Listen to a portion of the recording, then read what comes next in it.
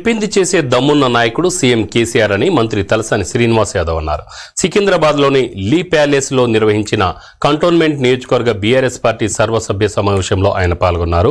అనంతరం మాట్లాడుతూ BRS party మేనిఫెస్టోను చూసి ప్రతిపక్ష పార్టీల మైండ్ బ్లాక్ అయిందన్నారు. దివంగత ఎమ్మెల్యే సాయన్న కంటోన్మెంట్ నియోజకవర్గాన్ని ఎంతో అభివృద్ధి చేశారని తెలిపారు. ప్రజలకు సాయన్న చేసిన సేవలకు గుర్తింపుగానే ఆయన కుమార్తె లాస్యా నందితకు ఎమ్మెల్యేగా పోటీ చేసే అవకాశాన్ని ముఖ్యమంత్రి కల్పించారని చెప్పారు. పార్టీ శ్రేణులు సమిష్టిగా పనిచేసి అత్యధిక మెజార్టీతో లాస్యా నందితను గెలిపించుకోవాలని కోరారు.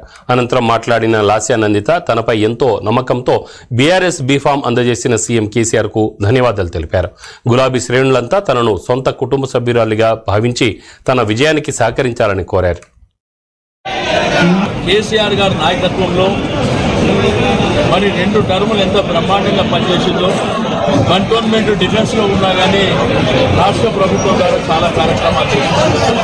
ఒకప్పుడు 12-14 రోజులు తాగే నీళ్ళు వస్తుంటాయి, కానీ ఈరోజు రోజు విడిచి రోజు నీళ్ళు.